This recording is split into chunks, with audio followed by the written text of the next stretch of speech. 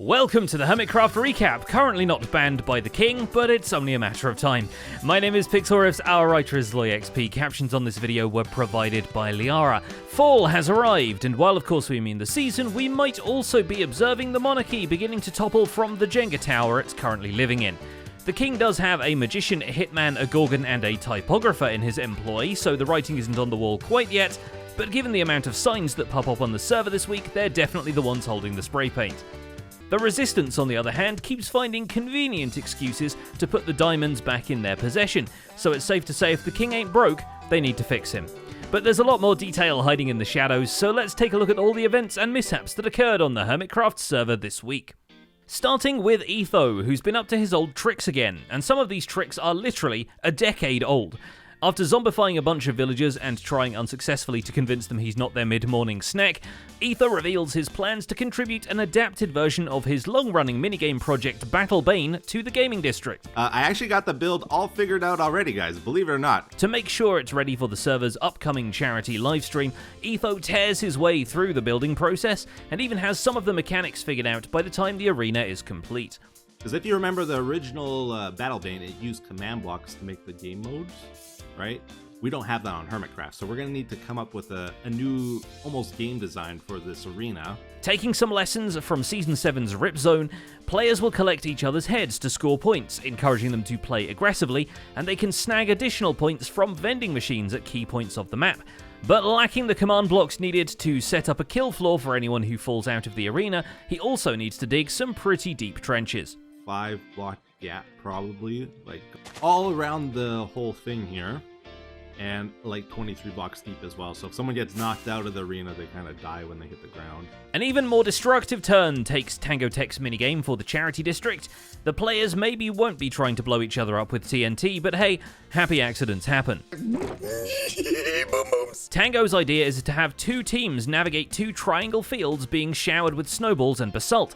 Basalt can be placed to plug holes in their side of the arena, snowballs to make the enemy's floor explode. With them, players will buy automated TNT cannon shots that they can even customize on the direction and momentum.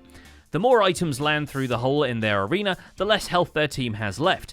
As you can see, this is perhaps the most roundabout way of doing spleef. I just put balls in the thing. Have I got defective balls? I mean, it seems that way. You're gonna beat me in my own game as usual, aren't you? That is how things tend to go. That's how it usually goes, yeah. XB Crafted bumps into Tango's prolific minigame career in an unexpected way. The tunnel to the Frosty Citadel of Decked Out 2 happens to be built over the point at which XB could connect his base to the Nether Hub. So we're gonna have this. Look at this. Look at this. Look at this. Are you seeing this? Are you seeing this? Are your peepers peeping what I'm peeping? Yeah. Rather than dig the floor out from under the established infrastructure, XB keeps his portal below the corridor, picks a neighbouring alcove, and builds a staircase down, making liberal use of the mud pack Keralis recently sent him. What we're saying is it's a beauty treatment for the Nether Hub. Obviously, it looks, kind of ugly from the outside, but I feel like that's okay. Although mine does kind of expose certain other tunnels.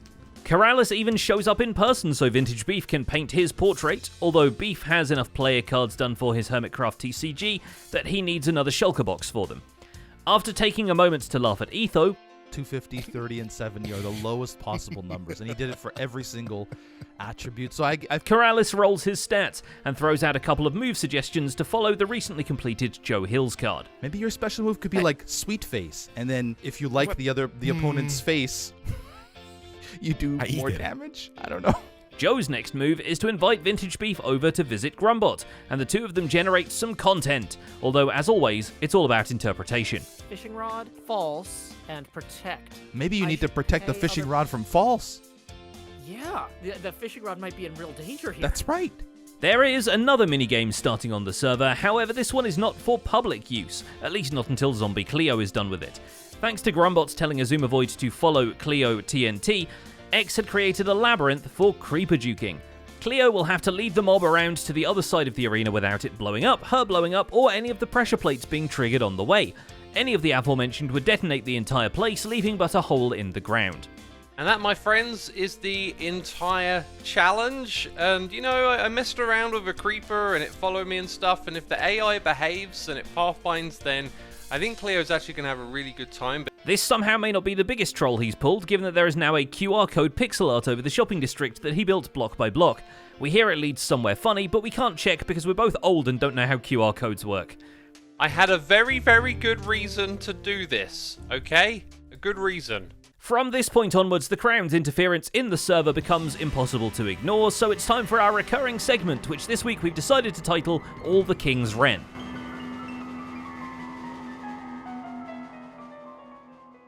Zloy, I meant All the King's Men. Well, yeah, there's 2 movies.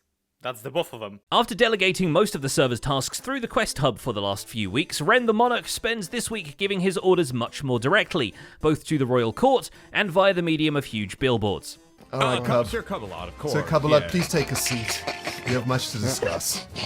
Okay. Jeez, Okay. we'll speak to the rest of you later. Hi, Cub. Sir Cubbalot. Hello. Get out of here, Scar. Jeez.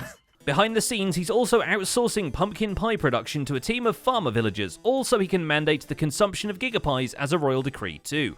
But while the rest of the server gets the pie, the king is part of the upper crust. He's determined to have his cake and eat it too. And this is just wonderful. So many good vibes. 2 other royal decrees are handed out via Joe Hills and Zombie Cleo. Joe is tasked with distributing the 3rd law, Thou shalt not mine diamonds, which first he tells to all the beasts of the field and the water by name tagging a bunch of animals around the soup group's bases, but he wouldn't be the royal typographer without crafting a very distinctive sign, and he sets up a collapsible version opposite Pearlescent Moon's trash shop, despite Good Times with Scar trying to serve him papers the entire time. Scar just threw a paper at me that says treasonous party goer and it has terrible caps. Terrible capitalization. Also, it was clearly 12 Asumas. Well done, Joe. That's a magnificent sign. Mine's going to be bigger. Being made out of sand and other gravity blocks, the sign is built to fall, and Joe takes this theme to heart, turning over an old leaf as he reaches back to his Season 1 habits and decorates his trees in autumnal colours. That's a start at least. We've thrown just a little bit of yellow in. The other decree of the king goes even further to limit the hermit's options. If the people can't AFK for their own food, surely they'll have to purchase the crowns. Zombie Cleo is employed to deliver that one to the masses, and yep, that sign there sure is massive, I'll give it that. Amazing work, Lady Cleo. I mean, I didn't trust her at the start of this episode, but what can I say? After this, Cleo is definitely the top knight. That doesn't get impulse to start some stuff. I don't know what will. Seriously, come on, guys. I'm counting on you here. Made actually out of the warped wood taken from Ren's own shop, the Do Not AFK sign drapes over the iBuy building and completely dwarfs the other rules present. It is, of course, absolutely a plot to provoke Impulse into hurrying it up with the whole revolt thing, though why Cleo doesn't wrap it up herself is a mystery. It's not like there's a shortage of prank ideas, like she could, I don't know, put Elder Guardians all over the Crassle, like Ijevin did all over hers. The mining fatigue and obsidian combo is so effective you could watch a significant portion of her own video punching them out, and that's if you find the silly things. Yeah, I get the feeling I'm directly on top of him. Though if you need some stuff re-hidden, apparently there's no better man than Cubfan. Same if you want some stuff placed in the Royal Palace, for that matter. Being the Royal Magician, Cub has been voluntold to make the Prismarine and Sea Lantern cart disappear from the shopping district where it has been squatting, and disappear it does, right into the Crassle throne room. So, yeah, here it is. We even got the fish moved over successfully. Yeah, everything back in place as it was before. Prism, but yeah, I guess people just have to come over here to the Crassle to get stuff. So what's funny is that Cubfan doesn't even have that much of a gripe with the new rules enforced by the state. He just does this to be a chaos wizard. Eat only gigapies, which luckily I'm okay with. We've been doing this the entire season. In fact, we have gigapies on us right now. The final task of the king is for Good Times with Scar. The Royal Hot Guy is employed to bring back the heads of every person who went to the Framazuma for stealing King's stuff party. So a good chunk of Scar's video this week is his server mates being high-velocity murdered. Top guns down, if you will. God! Oh, I missed! No, I missed again! What is wrong with me? I've lost my abilities! No! Wait, is this bow even gonna kill me? Yeah, if you just want to go about your day, I'm just gonna work on you here, and, you know... This is for the king, after all. So while his head collection grows ever larger, the other stuff he collected needs to go in the trash. For real, that's what he does with this storage system, a functioning trash compactor in the back alley of the Wonder Park. The items and shulker boxes thrown in get spread around to their designated chests in the redstone storage system hidden in the building. We thought we were joking about him building a redstone replacement for Pearlescent Moon, yet here he is doing the automatic trash lady. Those are some weird words, the export and lands up. I don't think those are real words. Pearl can resist the crown, but she can't resist a challenge, and she gets to sink her teeth into 2 shulker monsters from Vintage Beef and iJevin. A big workload means a big payday, and she returns with diamonds filling her pockets to discover Impulse's new messaging system repeating itself under the floorboards. Oh no! Impulse, how could you do this to me? Trying to reach you about your car's extended warranty. Can you please confirm that to your number? No, turn it off. Oh my gosh. I found it. After a few exchanged messages, the Soup Group infiltrates the King's castle and discovers his plans to have them hunted down. One narrow escape later, Pearl senses the Royal Emeralds are here to stay and sidesteps the problem by setting up a swap shop, encouraging customers to directly trade their resources instead of using currency. Just in time for Joe Hills to build the latest royal decree right outside of her window. Unfortunately for the king, Pearl isn't above messing with the signage. There we go. That's much better. But luckily, somebody has come through and crossed out thou shalt not. They've crossed out the not party, so thou shalt party is now, I guess, the new law, which, yeah, more parties are better. While Ren's court of yes men and women is bowing and scraping, Impulse's villagers are just synchronized headbanging to his time-lapse music. He rearranges his villagers to add more stonemasons, the better to buy more quartz for expanding his trading hall, and presumably to sell directly out of iBuy, if only there wasn't now a giant banner in front of it. What does that say? I spent all this time building this up. Why right in front of iBuy? Are you kidding me? What is happening? Why are there a whole bunch of ugly signs popping up in the shopping district? It's time to send a message. To Pearl and Gem, anyway. But unfortunately, Gem isn't able to make it. So in their hour of need, the Soup Group turns to the one person they can trust. The one person whose name looks a little bit like Gem if you squint hard enough. The one person who has just opened a resistance advice store. Yeah, resistance assistance, and he's got a little tea block on his hand. What does that mean? So here's why Grian is here. Because he has promised not to do resistance this season, he can't just start his own mischief group chat. You could argue joining Impulse's one would be too blatant as well. So Grian tries to navigate that by doing a resistance assistance service, where he will help and be the ideas guy for any random group that just happens to resist things occasionally. He even puts up a sign advertising his services. All of this seems highly illegal, but clearly helps him sleep at night. And at the very least, he isn't trying to make Mumbo the mayor again without him knowing. Grumbot is the one trying to do that. So what are we going to do today that's going to end up being ridiculous? Make Mumbo mayor. Mumbo is busy. Grumbot will find a way. Time is a flat circle, no lessons were learned. So with Grian's help, the stew crew trespasses in the king's throne room, rigging his seat of power as an ejector seat, and takes their hard-earned royal emeralds down to the castle vault. Look again, the emeralds are now diamonds. Yes, I'm on a horse. False Symmetry is on a horse now. BOO has hit her with the dare stick, so now she can't use an elytra and has to navigate the server on the slowest horse known to Hermitkind. On the upside, she has step assist. I don't know. You know, I'm actually not going to get rid of them because I have a feeling that if I do, I'm going to start forgetting them because I'm going to get used to doing this. No wings. This at least happened after the Glass Shop CEO meetup, so False didn't have to drag the animal all the way to Stress Monster's base, especially since, while the horse is incredibly slow otherwise, it seems to be immune to the slow-falling potion effect. Java Minecraft is indecisive about entities riding entities like that. Wait, come on.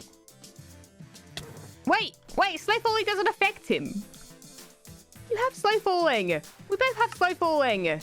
What?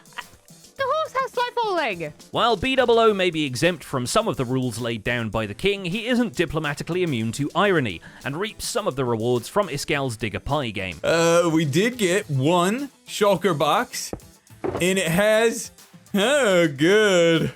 Oh, good. This is 25 diamonds. But with the king's business largely happening to other people, he's free to work on the details of his base, and oh, what details it has. He rigs up his chest minecart conveyor belt to only activate when he's around, and then builds up the exterior so the redstone doesn't show and the outside world is a little further away. Although the exterior details are even fancier, including graffitiing his own face onto one corner. It's only a matter of time before he tries to sell it at a premium from his head shop. And finally, with all the rules and regulations rolling out across the server, Doc M is quite happy he recently declared independence. What are these rules? He didn't come to enforce anything in the perimeter yet. He fortunes a few diamonds in order to play Iskal's Pie game in what is basically this server's equivalent of lighting a cigarette in front of a no smoking sign. But Karma is swift to act when he doesn't read the rules and spends his game time breaking blocks with the wrong tools. Gambling doesn't pay off. Who knows where that stuff is hidden? Some of those tools include creepers, actually, but this time the unfortunate blocks belonged to one of Scar's theme park trees. Doc is repentant, but that doesn't stop him swapping more morning announcement music discs for the perimeter's latest fire track. Back at the Hall of Goat, he sets up a beehive with enough steampunk detail to make B-dubs proud, linked to a colony in the Nether, and goes back to plotting his duel with Scar, interrupted only by Cubfan arriving to sell him some gigapies and tell him his missing bees might be swarming on a mountain near the castle, so perhaps they're looking for the new queen.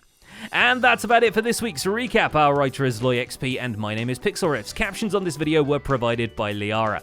Don't forget to leave a like while you're still here and subscribe so you won't miss future recaps. Thanks for watching and we'll see you next week.